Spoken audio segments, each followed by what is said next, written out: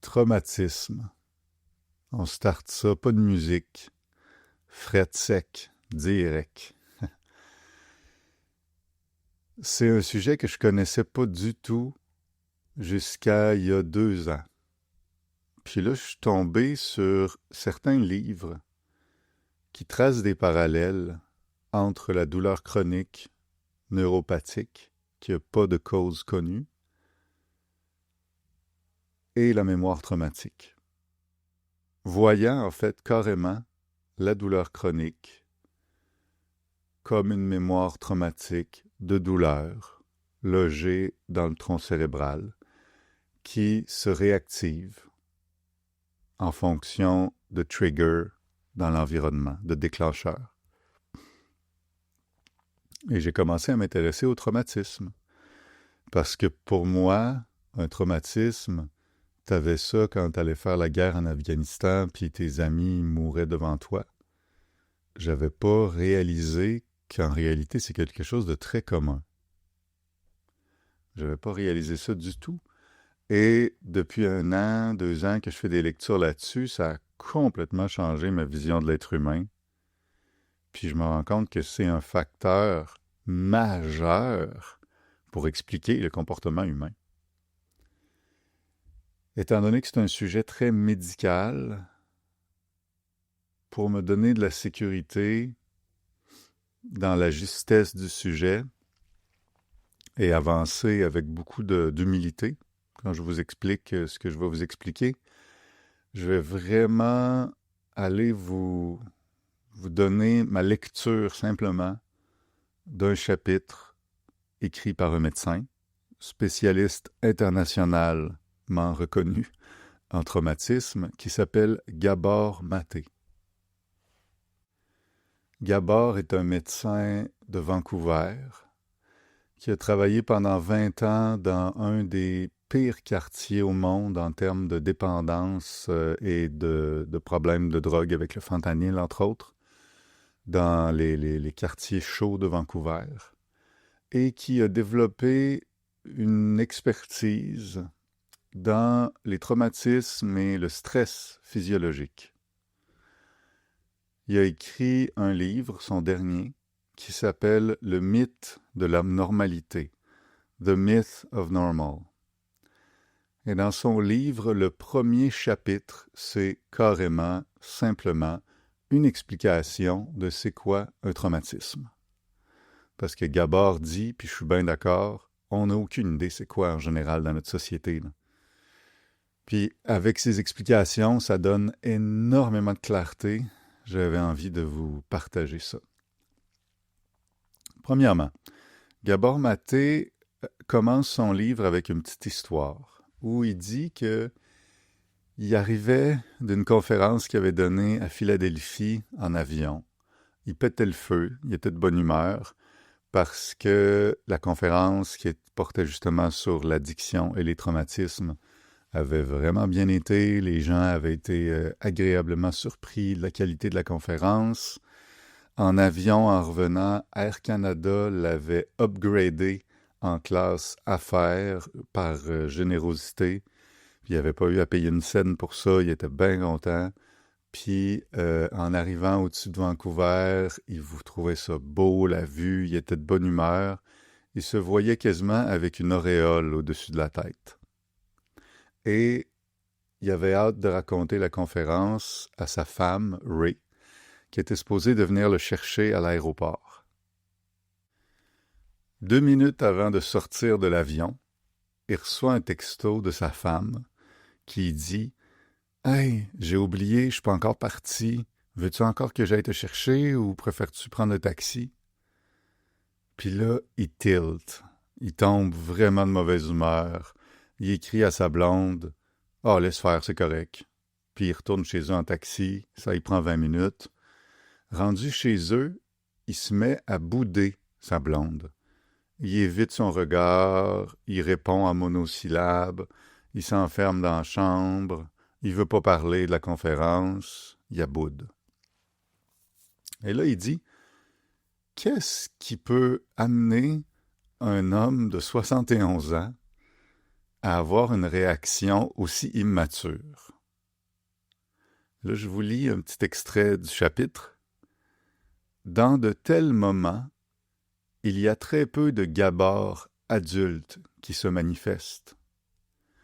La majeure partie de mon être est aux prises avec un passé lointain, avec les premiers moments de ma vie. Cette sorte de distorsion temporelle physio-affective qui m'empêche d'habiter le moment présent est l'une des empreintes du traumatisme. Un état latent chez de nombreuses personnes dans cette culture. En fait, il est si profondément latent que beaucoup d'entre nous ignorent jusqu'à son existence. Je m'identifie à ça complètement. Moi, j'ignorais jusqu'à son existence. Je retourne au texte. L'étymologie grecque du mot traumatisme signifie blessure. Que nous nous rendions compte ou non, que nous nous en rendions compte ou non, ce sont nos blessures ou notre façon de vivre avec qui dictent en grande partie notre vision du monde, qui dictent en grande partie notre comportement et modèlent nos habitudes sociales. Elles peuvent même déterminer notre capacité à avoir une pensée rationnelle sur les questions les plus importantes de notre vie. Pour beaucoup d'entre nous, elles se manifestent dans nos relations les plus intimes, provoquant toutes sortes de dégâts relationnels. Donc, là, c'est Charles qui parle. Qu'est-ce qu'on apprend dans ce paragraphe?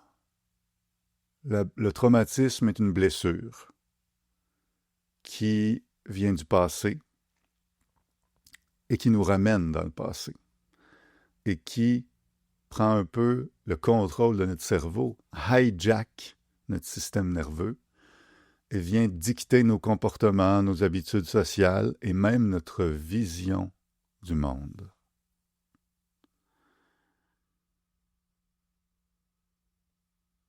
Il dit, « Dans mon cas, l'origine de mon hostilité au message de Ray, « Ah, je suis pas encore parti, veux-tu encore que j'aille te chercher? » se retrouve dans le journal que ma mère a tenu, seulement par intermittence, et dans une écriture presque illisible, pendant mes premières années dans le Budapest de la guerre et de l'après-guerre.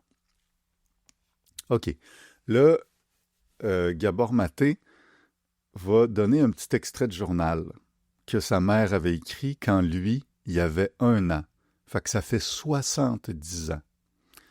Et on pouvait lire dans le journal que sa mère, en fait, parce que Budapest était sous occupation allemande, pour protéger le bébé Gabor, l'avait donné à une inconnue chrétienne pour qu'elle le sorte clandestinement de la ville pour aller le protéger ailleurs avec sa tante. Et que Gabor Maté, donc, quand il s'était reconnecté avec sa mère, la boudait. Il ne voulait pas la regarder et il restait un peu détaché d'elle. Et donc, Gabor fait un lien entre cette blessure fondamentale, primitive chez le bébé, du détachement, et le fait d'avoir développé cette stratégie-là de survie, de dire, ben là, si t'es pour me faire aussi mal en m'abandonnant à une étrangère, je ne veux pas me lier à toi, je ne veux pas connecter avec toi, et d'aller dans une stratégie d'évitement, en fait, pour autant qu'un bébé puisse être dans de l'évitement. Et donc, Gabor fait le lien entre cet épisode-là à son âge 1 de vie et le second épisode au sortir de l'avion à son âge 71 de vie, à l'an 71. Donc, il dit que cette première blessure-là, 70 ans plus tard, est encore active dans sa psyché, dans son système nerveux autonome, et quand il détecte, à tort ou à raison, un abandon des autres, il va se mettre à bouder. Il dit « J'ai survécu grâce à la bonté et au courage de cette inconnue chrétienne à qui ma mère m'a confié dans la rue et qui m'a fait parvenir à des parents vivant dans la clandestinité, dans des conditions relativement plus sûres. Quand j'ai retrouvé ma mère, après que l'armée soviétique eut mis les Allemands au tapis, je n'ai pas posé mon regard sur elle pendant plusieurs jours. » Le grand psychiatre et psychologue britannique du XXe siècle, John Bowlby, connaissait bien ce type de comportement. Il l'appelait « détachement ». Là, c'est Charles qui parle, donc Gabor Maté, Matar Gabé, Gabor Maté va expliquer que Bowlby, dans ses études sur la théorie de l'attachement, avait observé effectivement que des jeunes qui vivaient une séparation émotionnellement difficile avec leurs parents de différentes manières avaient un réflexe de détachement parfois après. Et là, il résume cela en une phrase. « J'ai été tellement blessé lorsque tu m'as abandonné, dit l'esprit du petit enfant, que je ne veux plus me lier à toi. Je n'ose plus m'ouvrir à cette douleur. » Fait que c'est un peu ça le narratif, la croyance, la vision du monde de cette mémoire traumatique. Tu m'as abandonné, ça m'a tellement blessé que je ne veux plus me lier à toi parce que ça fait trop mal. Exactement le comportement qui est apparu, qui s'est manifesté chez Gabor Maté à 71 ans. On revient au texte. Tous les traumatismes sont préverbaux, a écrit le psychiatre Bessel van der Kolk. Sa théorie est vraie en deux sens. Premièrement, les blessures psychiques que nous subissons nous sont souvent infligées avant que notre cerveau ne soit capable de formuler une quelconque narration verbale, comme dans mon cas.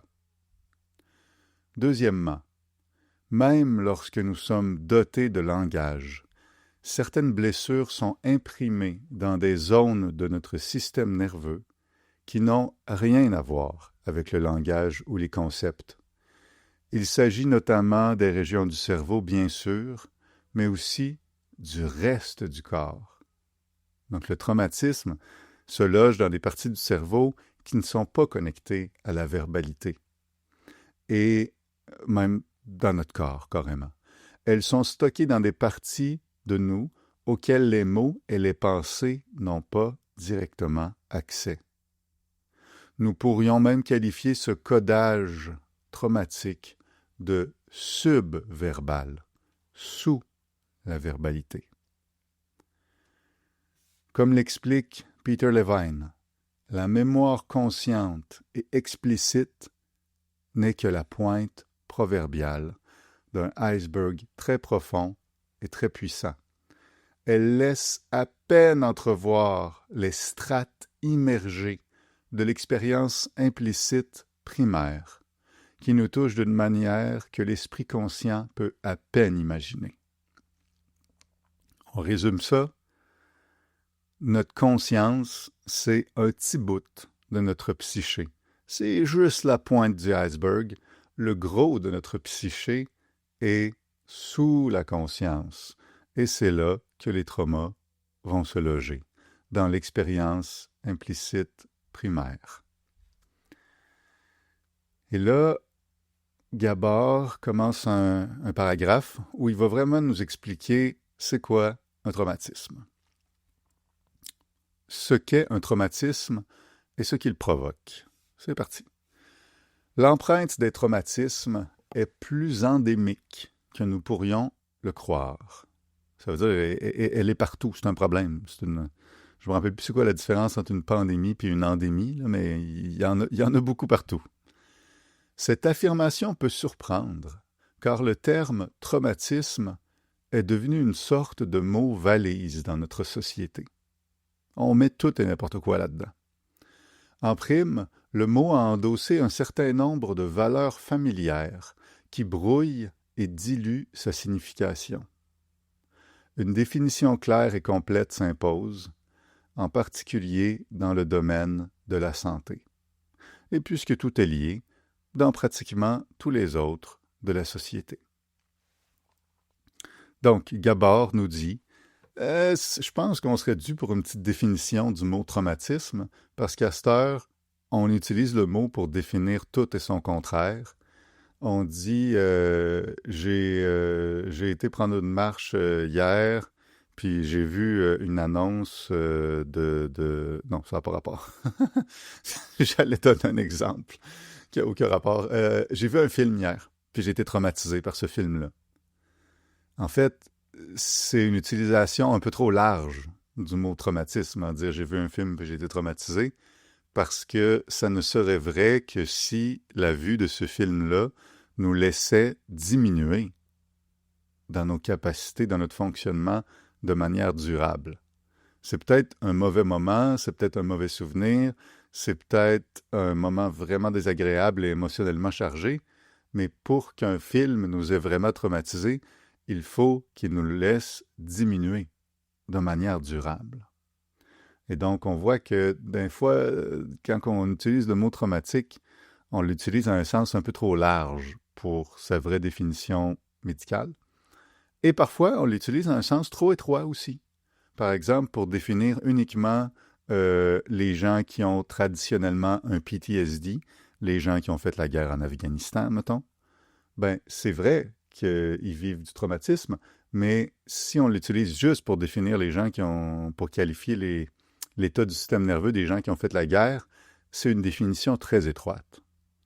Donc, Gabor nous propose d'avoir une définition qui est vraiment plus juste, qui va être plus inclusive et en même temps plus claire. On retourne au texte. La conception habituelle du traumatisme évoque des événements catastrophiques, ouragans, maltraitance, négligence grave ou guerre. Cela a pour effet involontaire et trompeur de reléguer le trauma au domaine de l'anormal, de l'inhabituel, de l'exceptionnel. Si l'on considère qu'il existe une catégorie de personnes traumatisées, cela signifierait que la plupart d'entre nous ne le sont pas. Or, rien n'est moins vrai. Les traumatismes sont omniprésents dans notre culture. Du fonctionnement personnel aux relations sociales, en passant par la parentalité, l'éducation, la culture populaire, l'économie et la politique.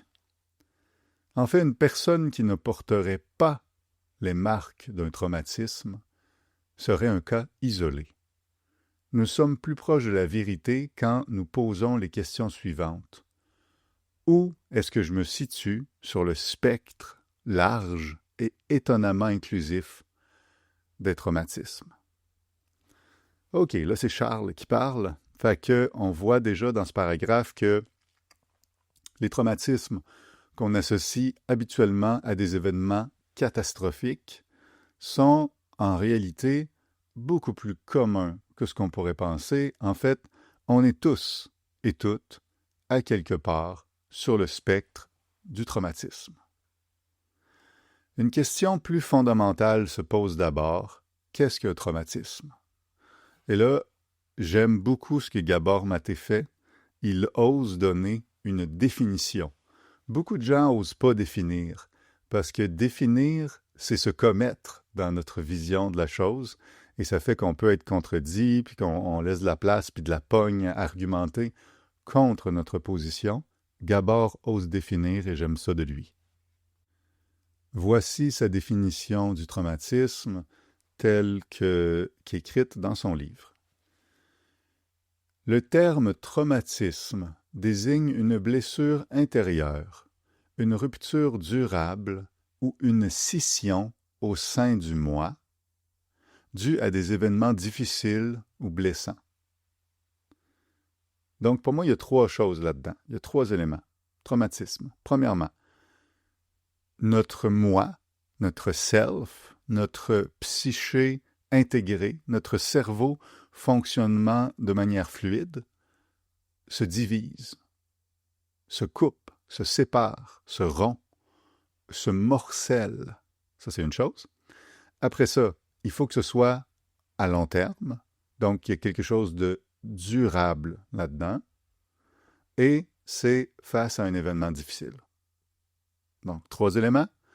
Un événement difficile qui crée une division du moi et qui est durable. Ça ne veut pas dire pour toute la vie, mais pendant quand même un bon bout de temps. On retourne au texte. Selon cette définition, le traumatisme est d'abord ce qui se passe à l'intérieur d'une personne à la suite d'un événement difficile ou blessant. Ce ne sont pas les événements eux-mêmes. Le traumatisme, là c'est Charles qui parle, c'est pas ce qui vous arrive, c'est comment vous vivez dans votre système nerveux ce qui vous arrive. Ce qui fait que 2 personnes peuvent vivre la même situation, puis un va en ressortir avec un traumatisme, une marque durable dans son système nerveux qui constitue une rupture du soi, et l'autre va en ressortir sans ça. Donc, c'est pas ce qui nous arrive, c'est comment on le vit qui fait que c'est un traumatisme ou non. Là, il donne l'exemple d'un accident de voiture où quelqu'un en ressort avec une commotion cérébrale. L'accident, c'est ce qui s'est produit, et la blessure, c'est ce qui reste après l'accident. Mais le trauma, c'est ça, c'est la blessure. Je reviens au texte. De même, le trauma est une blessure psychique, logée dans notre système nerveux, dans notre esprit et dans notre corps, qui dure longtemps après l'accident et qui peut être ravivée à tout moment. Donc, on s'oriente tranquillement vers une vision du traumatisme comme une blessure psychique dans notre système nerveux, dans notre esprit, dans notre corps, qui dure longtemps, suite à un événement qu'on a vécu qui était difficile, et qui peut être ravivé. Et là, j'aime vraiment les détails qu'il donne. Je vous lis la phrase. « Il s'agit d'une constellation d'épreuves, composée de la blessure elle-même et des fardeaux résiduels que notre blessure impose à notre corps et à notre âme. Les émotions non résolues qui nous assaillent, les mécanismes d'adaptation qu'elles dictent, les scénarios tragiques, mélodramatiques ou névrotiques que nous vivons involontairement mais inexorablement et, surtout, le tribut que paie notre corps. » Je reviens sur cette phrase, je la trouve très précieuse. Donc, le trauma à l'intérieur de nous, le traumatisme, est une constellation composée de plusieurs éléments, donc plusieurs éléments en relation. Et ces éléments, c'est quoi? C'est la blessure elle-même, qui en réalité est comme un circuit neurologique de notre cerveau. Donc la blessure elle-même et les fardeaux résiduels d'émotions, de mécanismes d'adaptation, donc de comportements, d'incitatifs comportementaux, la vision du monde, les scénarios tragiques, mélodramatiques, névrotiques et l'impact sur notre corps. C'est ça le trauma, c'est tout ça. Donc la blessure elle-même, les émotions, une vision du monde, une tendance comportementale et l'impact sur notre corps qui va sûrement être, pas sûrement, souvent être un stress physiologique. Tout ça ensemble, c'est ça le trauma. Et là, Gabor va nous donner tellement une belle métaphore qui, moi, m'a vraiment éclairé, c'est de comparer le traumatisme à une cicatrice de l'âme. C'est une métaphore qui, je trouve, aide à saisir les limites. Ben, pas les limites, mais aide à saisir qu'est-ce qui ne va pas nécessairement avec un traumatisme. C'est quoi le problème? Il dit, quand on est blessé, par exemple, moi je faisais de l'escalade souvent, là, ben, je m'accrochais un coude, je me mets à saigner, mettons. Le corps a 2 possibilités. Soit il laisse la blessure à vif, et ben, dans ce cas-là, la blessure va continuer de nous faire mal, puis on va toujours être en train d'essayer de la protéger, on ne va pas vouloir qu'elle s'infecte, elle va se réactiver quand il va y avoir des situations qui vont l'activer autour, puis ça va nous faire mal, puis ça limite notre capacité à bouger, puis tout ça. Bon. Fait que la blessure reste à vif. Ça, c'est une possibilité du corps. Mais ça prend de l'énergie, gérer une blessure à vif. Ça prend de la vigilance de tous les instants à nous occuper de notre blessure. Ça marche pas à long terme, là. C'est ben trop énergivore. Fait que le corps a une deuxième possibilité. Pour pas laisser la blessure à vif, il va créer une couche de tissu cicatriciel, une cicatrice sur notre blessure pour la protéger. Mais le problème, c'est que ce tissu cicatriciel n'est pas complètement comme du tissu neuf. Il est tendu, il est dur, il est rigide, il est incapable d'évoluer, comme engourdi. Donc, ce n'est pas le tissu sain et vivant d'origine qui se régénère. Dans une cicatrice, c'est comme un tissu figé. Eh bien, c'est la même chose pour les cicatrices de l'âme. Un traumatisme, c'est ce que le corps génère pour recouvrir et nous permettre de fonctionner dans la vie avec une blessure émotionnelle qui, si elle était juste restée dans notre conscience, à vif, serait trop déstabilisante pour notre esprit, pour notre psyché. On serait toujours en train d'essayer de la protéger dans de la vigilance. Et donc, pour éviter ça, le système nerveux va figer le traumatisme et, comme on disait dans la définition, séparer, césure, scission, va figer le traumatisme et le séparer du reste de la psyché en le recouvrant d'une sorte de tissu cicatriciel métaphorique, on s'entend, là, dans notre cerveau, il n'y a pas pour vrai des cicatrices, là, mais il va comme figer le comportement en un réflexe de défense qui contient, comme on voyait, des croyances, qui contient des souvenirs, qui contient des émotions non processées, qui contient une certaine direction comportementale. Il va figer ça dans un métaphorique tissu cicatriciel. Et ça restreint nos capacités innées. Et ça génère, et là je retourne directement au texte, génère une distorsion durable de notre vision du monde et des autres. Je continue.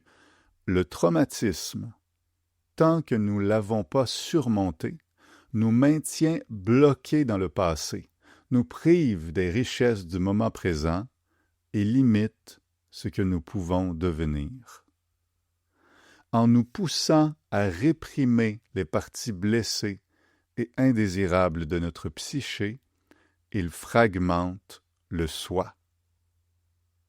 Là, c'est Charles qui parle, donc j'aime beaucoup cette métaphore de cicatrice. C'est de dire que pour ne pas rester avec une blessure émotionnelle dans notre système qui nous rendrait pas fonctionnels en société parce qu'elle nous engloutirait, cette blessure, on va comme créer une cicatrice, donc on va figer dans le temps pour protéger un circuit neurologique dans notre cerveau qui tient la blessure, le trauma, qui va comme être repoussé dans le sous-sol de la conscience, dans l'inconscient,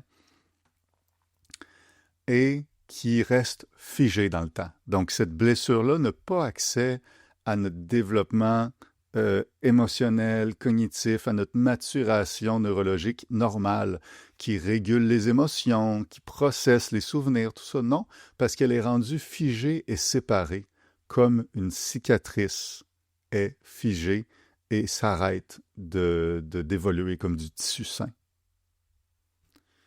Et là, Gabor, il dit, il peut même, cette blessure-là, très tôt dans l'enfance, interférer avec le développement du cerveau.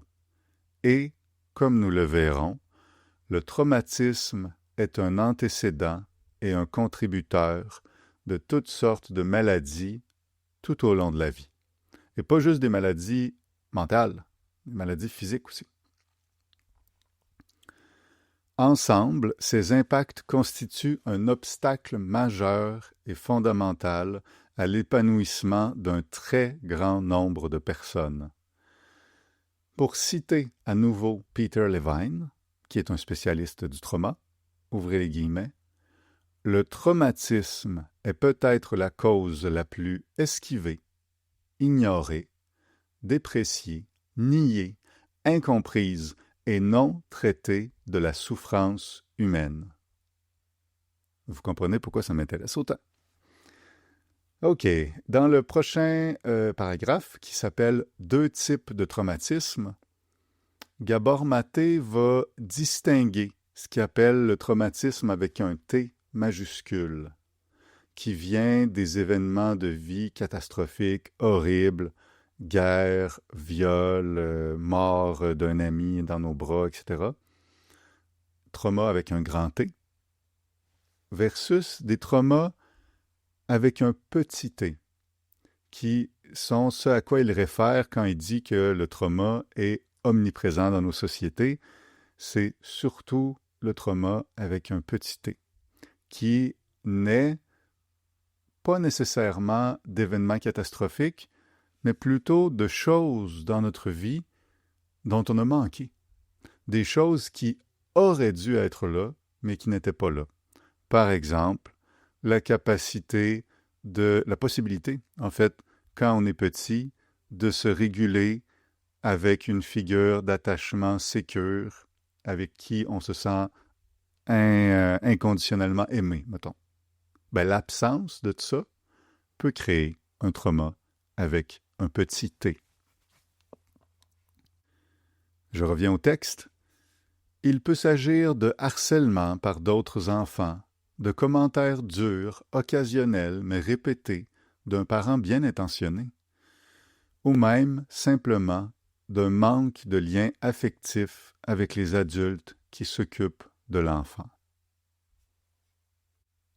Les enfants, en particulier s'ils sont très sensibles, peuvent être blessés de multiples façons.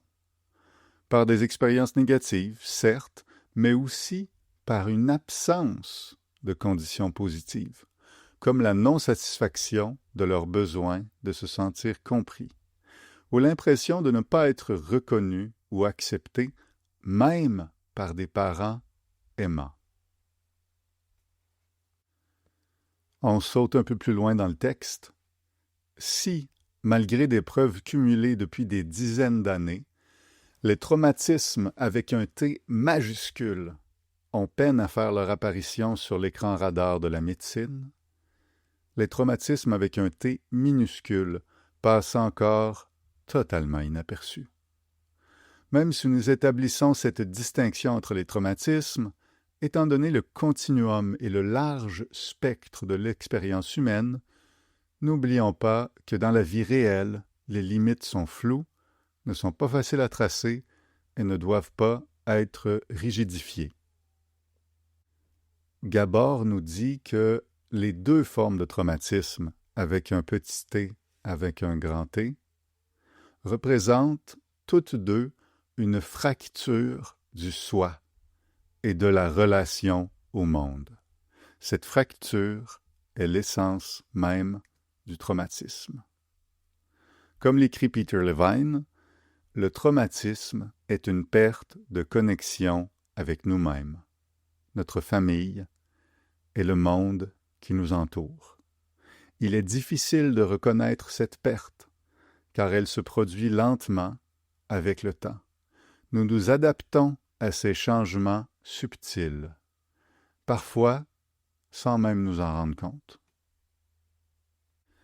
Là, on revient à Gabor. Au fur et à mesure que la connexion brisée est intériorisée, elle forge notre vision de la réalité. Nous en venons à penser le monde en fonction de cette fissure en nous. Ça me parle. Là, c'est Charles qui parle. Ça me parle beaucoup parce que il y a un grand homme qui me dit récemment, on parlait, je disais à la personne, « Hey, c'est fou parce que plus je vieillis, plus je me rends compte à quel point les gens ont des visions du monde tellement différentes. Puis des fois, quand tu apprends à connaître la vision du monde d'une nouvelle personne, tu es comme « What? C'est ça ta perception du monde? C'est comme ça que tu considères la réalité? C'est ça qui est important pour toi? C'est de même que tu évalues les choses autour de toi? » Les gens ont tellement des visions différentes. Puis pour moi, c'est comme un biais cognitif d'avoir l'impression que les gens ont vaguement la même vision du monde que moi. En réalité, pas du tout. Les gens ont tellement des visions différentes. Et cet homme, en qui j'ai bien confiance, me dit, oui, et tu sais quoi? Ils voient le monde à travers leur trauma. C'est vrai que les visions sont complètement différentes. Et ce qui fait la différence, c'est les traumas qu'ils ont vécus. Et Gabor Maté me dit exactement la même chose dans ce livre. Au fur et à mesure que la connexion brisée avec les autres, avec soi, est intériorisée, elle forge notre vision de la réalité. Nous en venons à penser le monde en fonction de cette fissure en nous. C'est ça qui est vraiment intéressant, moi je trouve, avec le traumatisme, c'est qu'en réalité, il existe dans notre angle mort de notre conscience. Ben, il est dans l'inconscient, en fait. Fait qu'il existe comme dans notre angle mort, derrière nous. C'est comme un copilote qui est sur le banc en arrière du char, puis qui dicte où est-ce qu'on va dans la vie, mais qu'on s'en rend même pas compte qu'il est là. Et qui modifie profondément notre perception de la vie, puis on s'en rend même pas compte. C'est fascinant, là. Complètement fascinant. Et là, Gabor dit une autre phrase qui, moi aussi, je trouve vraiment intéressante. En d'autres termes, notre image de nous-mêmes et nos comportements habituels, y compris bon nombre de nos forces apparentes, sont souvent, en partie, le fruit d'une perte traumatique. Et quand on y pense, ça fait froid dans le dos. Donc, les aspects plus ou moins fonctionnels de notre moi normal, y compris nos forces, y compris comme « Hey, telle personne est donc bien motivée, elle va courir tous les jours à 5 heures du matin ». Selon Gabor, beaucoup de ce qui nous définit comme être humain, y compris nos forces, est en partie le fruit d'une perte traumatique.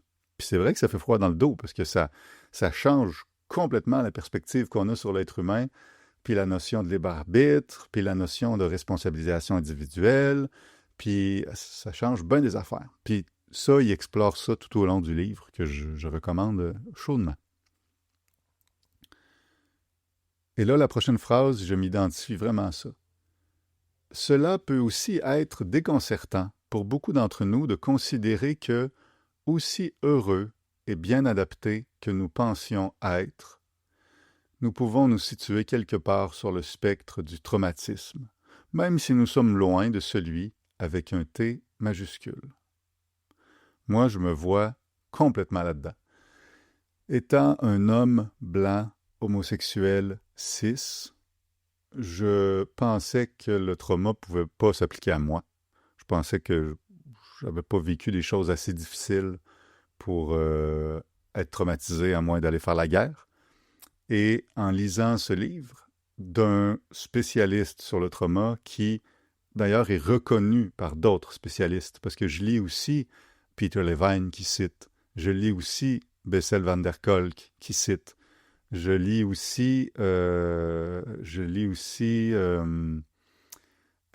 François Ledoz, qui sont, tout ce monde-là est dans la même mouvance, c'est tous des spécialistes du trauma international, ils ont peut-être des petites divergences sur certains points, mais ils ont en même temps vraiment un truc qui les rallie tous, le traumatisme est beaucoup plus présent et omniprésent que ce qu'on pense, et a un immense impact sur notre vie, même si on n'en a pas conscience. Dans le chapitre d'après, pas le chapitre, le paragraphe d'après, Gabor Maté nous explique ce que le traumatisme n'est pas. Fait que là, il dit le fameux exemple, « Ah ouais, j'ai vu un film hier soir, puis ça m'a traumatisé. » C'est sûrement pas vrai. Parce que, dans le fond, pour être traumatisé, puis là, je lis exactement, un événement est traumatisant ou retraumatisant que si la personne en ressort diminuée, c'est-à-dire plus limitée psychiquement ou physiquement, et que cette limitation persiste. Beaucoup d'événements et de nouvelles dans la vie, y compris dans l'art et ou dans les relations sociales ou en politique, peuvent être bouleversants, déstabilisants, voire très douloureux, sans pour autant être des traumatismes. Cela ne veut pas dire que des réactions traumatiques anciennes, n'ayant rien à voir avec ce qui se passe, ne peuvent pas être ravivées par un stress présent. Par exemple, ce qui lui est arrivé, lui, dans l'avion. Fait que sa situation où sa blonde, Ray, hésitait à venir le chercher à l'aéroport, c'est pas une situation traumatisante, dans le sens où il l'a boudé pendant 24 heures, puis après ça, c'est revenu à la normale. Fait qu'il n'a pas été diminué de manière persistante à long terme. Mais cette situation a déclenché une réaction traumatique ancienne qui était déjà là en lui depuis 70 ans. Et donc, c'est de dire j'ai écouté un film hier, ça m'a vraiment traumatisé, ou il y a quelqu'un qui m'a dépassé dans la file à l'épicerie, puis ça m'a traumatisé. Peut-être qu'en réalité, ce qu'on entend là, c'est que ça le fait ressortir un pattern traumatique qui était là en nous, mais ça ne nous a pas traumatisé, dans le sens où, pour que ça nous ait traumatisé, il faut vraiment en ressortir affaibli à long terme.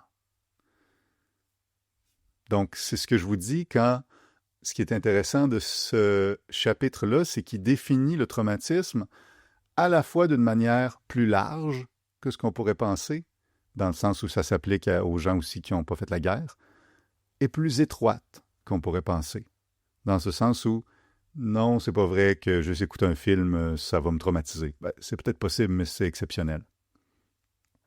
Donc, c'est une définition à la fois plus large et plus étroite, donc une définition beaucoup plus claire. Et là, il donne une liste de contrôles qui permet d'aller voir un peu si un événement qu'on a vécu nous a laissé un traumatisme à long terme.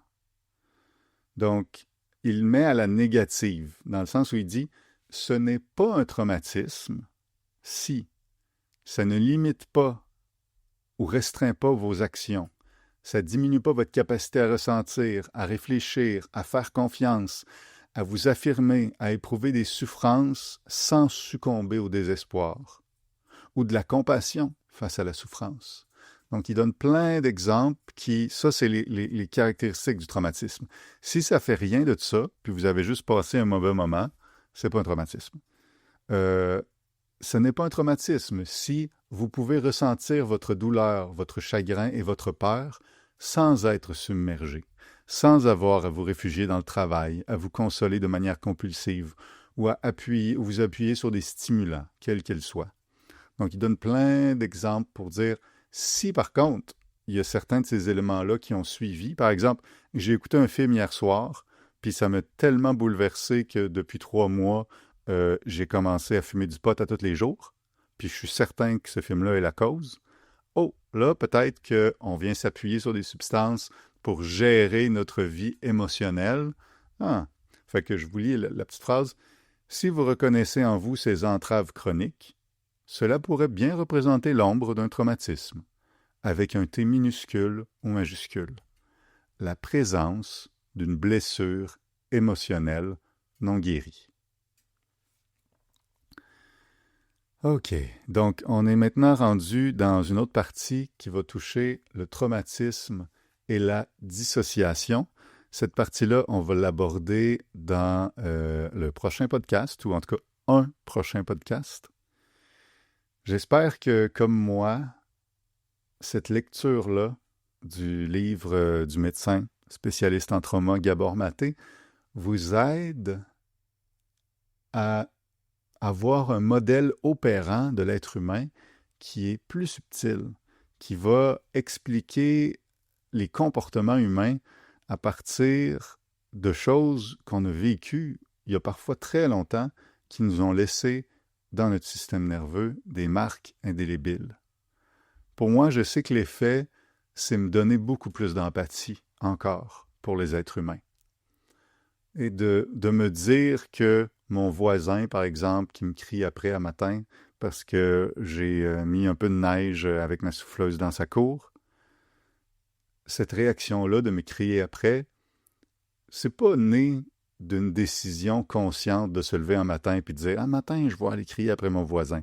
C'est peut-être, je ne le sais pas, mais peut-être simplement un réflexe né d'une profonde blessure dans sa psyché qui l'habite depuis longtemps et qui a simplement été ramené à la surface et a été un agent motivant vers un certain type de comportement qui est crier après l'autre et que la personne n'est même pas consciente que ça vient de là. Ce qui ne veut pas dire qu'il faut que je me laisse crier après. Je peux tout à fait mettre mes limites et me protéger face à cette manifestation-là de traumatisme chez l'autre. Mais ça donne envie de moins haïr. Pour moi, ça donne envie de moins juger. Ça donne envie de moins dire « Ah, c'est qui est con, c'est de sa faute, puis il est dans main. » Non, il n'est pas con, il est blessé. Cette vision-là du traumatisme de Gabor Maté vient vraiment supporter la fameuse phrase « Hurt people, hurt people ». Les personnes blessées blessent les autres, simplement. On va avoir beaucoup de développement à faire là-dessus, sur comment négocier avec les personnes qui ont des comportements qui ne sont vraiment pas ajustés avec ce qu'on veut vivre par la communication. Puis ça va être des sujets pour les prochains épisodes bien juteux. Mais pour l'instant, je me sens encore au 10e épisode. Là, je me permets de vous faire un petit 2 secondes sur ma vision du podcast à long terme. Vous avez remarqué qu'à la date, dans mon podcast, je suis juste descriptif, ou presque. J'essaie juste de comprendre l'humain. Je ne suis pas prescriptif. Je ne vous dis pas « Ah, ben dans ce cas-là, on peut faire ça, ça, ça ». J'essaie juste d'être dans le descriptif pour l'instant, ou presque.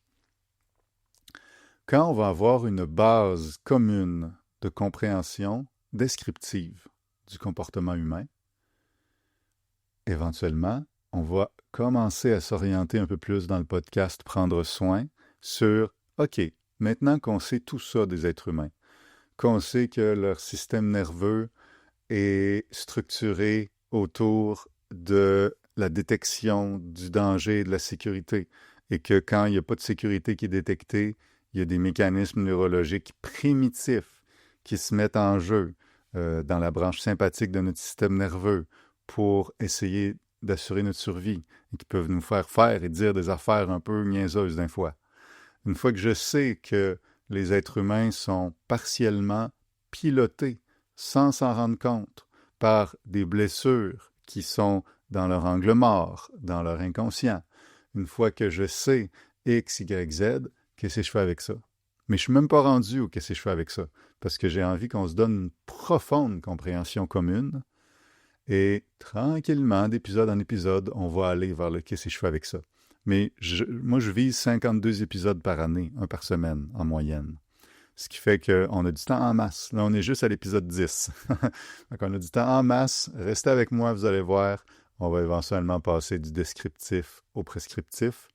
Mais j'ai envie que quand on va passer au prescriptif, qui va être beaucoup orienté sur la communication consciente, la communication non violente, qui pour moi est vraiment une belle philosophie qui nous permet d'aller utiliser le langage, la communication comme interface relationnelle avec l'autre et avec moi.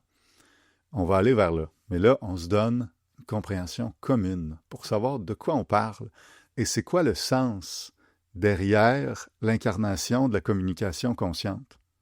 Parce qu'arriver puis juste dire « Ah, peut-être que porter votre attention dans telle direction, ou vous poser telle question, ou exprimer telle affaire, ça pourrait vous aider à prendre soin des autres. » C'est intéressant, mais moi j'ai envie qu'on comprenne profondément le sens derrière.